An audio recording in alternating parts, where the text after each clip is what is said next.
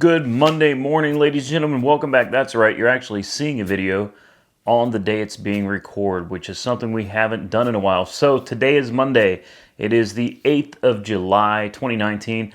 I've been gone for quite a while, and now I'm back home, and we got a few things to talk about today. To start with, the trip to Oregon was great. We brought Jessica's son back with us, and the trip was wonderful. Had a wonderful time, had a great 4th of July. Spent yesterday, which was Sunday, out fishing in the pond. Caught me a catfish about this big, good sized catfish, man. Probably one of the biggest catfish I've ever caught. Not that that's saying much, but it's been a good trip, and I'm happy to be home, and I'm happy to get back to work. So with that being said, there are a couple things I want to get into immediately, and that is, number one, the Dodge Dart sold. All right, so of course we've got to talk about profit or loss, and in front of me I have the numbers, and the numbers do not lie. So we sold the Dodge Dart dirt cheap, just to move it out quickly. $4,700 is what the Dodge Dart sold for, which left a profit after all was said and done of $2,080.65.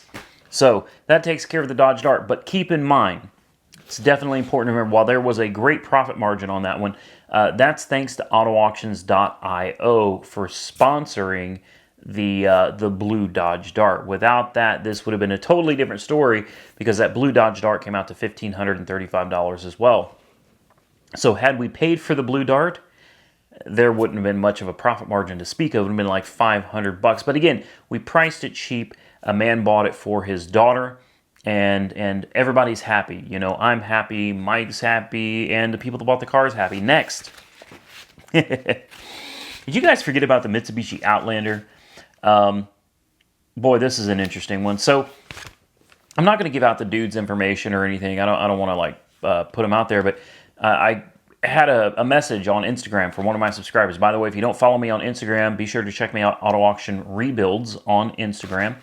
The gentleman reached out to me, and he told me that he was in a bind and he needed a car pretty desperately. His motor blew up, and he said, do you have anything for $600? And I'm like, no, we don't have, there's nothing for $600. I mean, you can't even hardly buy a car at a Copart for $600. And that Mitsubishi Outlander was like sticking in the back of my mind, because we hadn't actually gotten to work on it yet. And he said, I help disabled adults get back and forth to their appointments. I'm a supervisor. I can't get these people back and forth to their appointments, and I'm about to lose my job. They're about to lose their way to their appointments and stuff. He's like, is there anything at all? And I got to thinking about it. I was like, you know what? I said, that Mitsubishi Outlander, I had already bought all the parts for it. All that was left was actually fix it.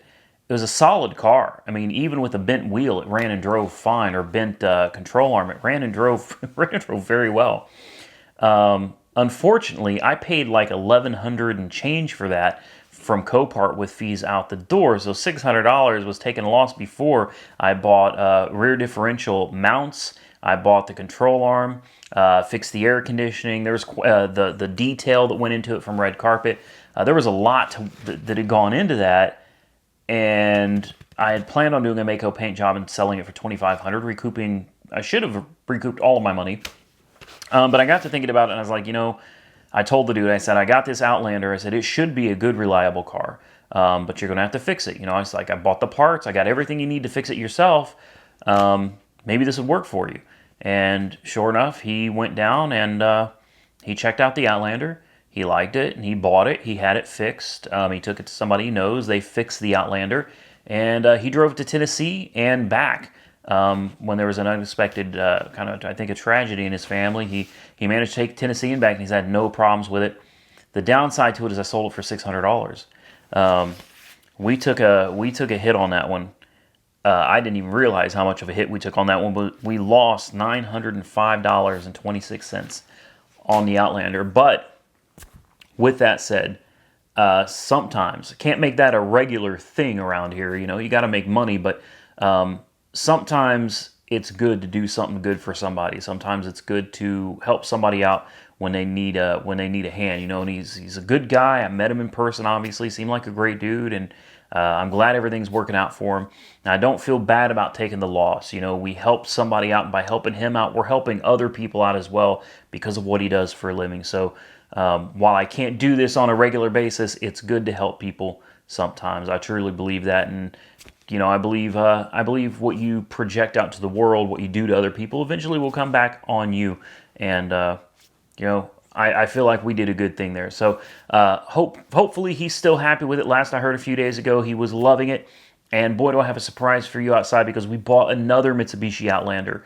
We bought a 2003 Mitsubishi Outlander. Wait a minute. Yeah, it's an '03 Outlander. It's also red. It has the same damage that the other one had. 170-some thousand miles, and I bought this from Copart sight unseen when I was sitting on Mount... we're on St. Helens, or St. Helen. Yeah, we're on Mount St. Helen or St. Helens, whatever it is. And I was itching to buy something. Like, literally, I'm sitting up there, and I needed to buy something. So I found this Outlander. I was like, oh, this is too good. We got to put this on the channel. Bought it sight unseen, got it back here. I'll show that to you right now. So here is the Mitsubishi Outlander. It's basically the same exact vehicle that we had before. It's even got similar damage. I think it's crazy. We got it for like half the price. I think we got this thing for like $585 out the door. The paint and everything on this is just as bad as the last one. Let me get over here real quick. It was listed with side damage. Like I said, it was an impulse buy. I was sitting at my in-laws' house, and I was like, man, I just want to buy something. The auction was going on. The couple cars I tried to buy that I wanted, I didn't get. And this thing popped up, and I was like, oh, man. I was like, how great would it be to bring another Outlander to the channel? Unfortunately, this one's going back to the auction. I'm not even going to do anything with it. I'm going to go rebuild the title today, so at least I'll have a rebuilt title. But this is going right back through the auction. The damage is down here to the same wheel that was on the other one. In fact, you can see the tire was melting kind of against the strut post there, that strut tower, and yeah, it created a big mess down there. When I got under it, I thought, oh, no big deal. It's just a control arm. That's easy enough. And it has the same broken rear differential mounts. It's all-wheel drive. Turns out the entire subframe to the rear end is bent. I don't know if you'll even be able to see this on video, but if you get behind it, you can see both wheels are cockeyed. Both are crooked. You might be able to see it, maybe not. That wheel is sitting out. That is sitting out. That way it's crooked. And this wheel right here is also crooked this way. You can see the exhaust is bent. That's something I didn't see in the picture. The whole rear end is completely shot on this. It's got a busted windshield that I didn't see in the pictures. Take a look at this. Look at that, just shattered. The blower motor doesn't work at all. The tires are bald. It doesn't leak. It doesn't leak anything, and it runs and drives. I'll fire it up for you real quick.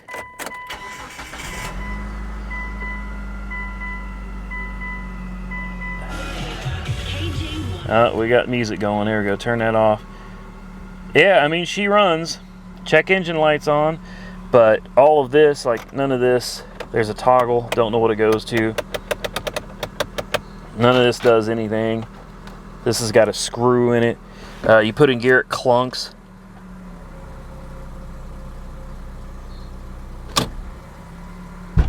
Hear that?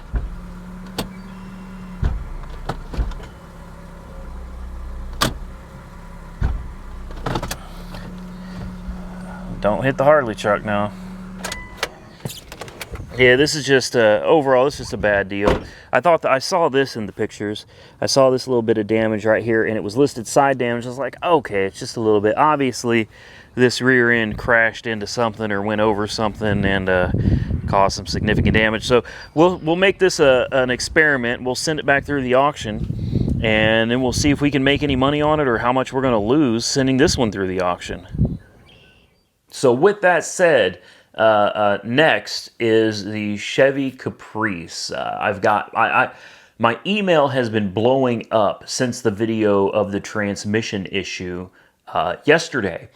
And guys, I know some of the videos were a little out of order. Like I said, I was gone in Oregon for practically an entire week.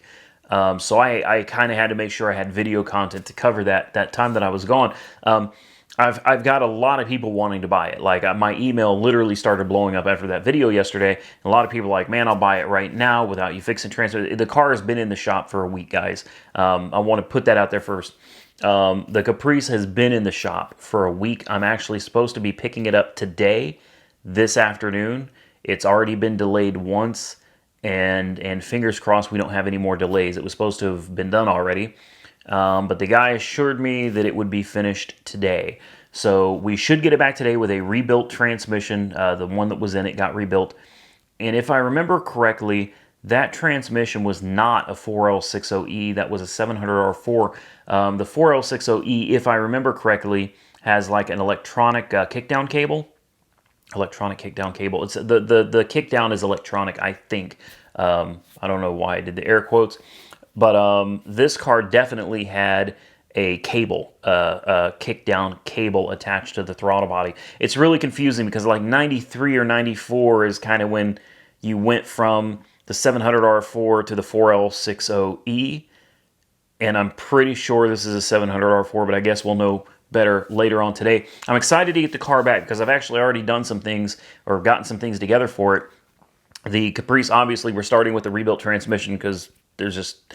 And another thing, it could have just been the solenoid, ladies and gentlemen. I thought about that, but that transmission had a whine. You could hear the tranny pump actually whining at times. It wasn't good. It wasn't good. I truly believe there was more that needed done to that car than I could have done unless we just swap out the transmission. So rebuilt tranny, all in, just under $1,000. I know it's a lot of money, and it is what it is. Next, I spent about $400 on a new set of touring tires. I'm talking about those thick tread tires. You know what I mean? These are 75,000 mile, like grand touring tires.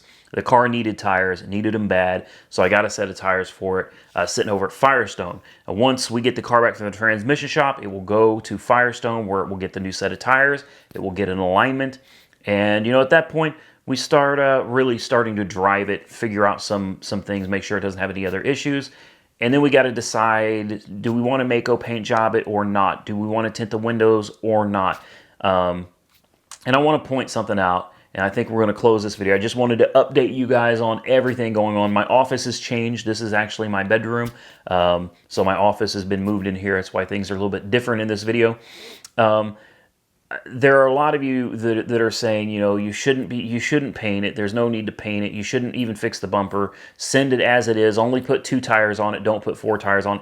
The tires, the date on the tires is from like a decade ago. I'm not going to put a car on the road. I'm not going to sell a car to somebody, put somebody into a car with tire. Even though the back tires have tread like this, I'm not going to put an unsuspecting family, person, whatever, into a car like that. That's not safe. It's not safe at all. So I got a brand new set of tires for it. And I want to kind of thank you guys, because what a lot of people don't understand is you viewing these videos is what makes it possible for me to take cars that probably would just be sent off to the junkyard, you know, pull apart, pick apart, whatever. The crusher, sold for scrap, and put them back on the road. You know, these cars still have a life in them. These cars should still be on the road, in my opinion, and people should still be enjoying them. Because you watch these videos, I get paid. Because I get paid, I can afford to dig into these cars a whole lot more than most people would probably ever even think of. A lot of people would buy these cars and send them. I get the privilege of being able to make these videos for you, while at the same time being able to put more money into cars than I normally would, in turn saving cars from certain death, and in turn also being able to sell cars at a much cheaper price. I am able to give people that otherwise could not afford good cars, I'm able to give them good cars. I'm able to do that because you watch these videos and the money comes from YouTube. I know we should still be making more money on the side, you know, or not on the side, but on the cars. I know that taking losses is not how you do business, but I do business a little bit differently now that we have this YouTube thing going on. With you guys backing me, with you guys behind me watching the videos, you are helping in saving these cars. You are helping in giving somebody that needs a cheap ride that's in a desperate situation a car, and me taking a loss on it, because normally you can't run a business that way. YouTube and you guys watching has really changed the game, changed the way cars can be sold. Mike does it. I do it. A lot of people that are doing this on YouTube are able to do this because of you watching. So I just want to give a big shout out and a big thank you to all of you that make this possible. I truly appreciate it. And I know one person at a time, one car sale at a time, we change people's lives and for the better so far, and hopefully it continues down that road. Stay tuned. Mike, sorry, it's literally 5:45 in the morning. Mike, Weird Beard on YouTube, he's come a long way on that Nissan 350Z. That car is really coming together, and I'm really excited to see the finished product because I know it's going to look amazing. He's going to be using, he's been using the Eastwood welder, and I think, in fact, he just used the Eastwood 5-stage sprayer, the Apollo sprayers. He used that sprayer to do the primer, and he said that thing laid that primer down like it was nothing.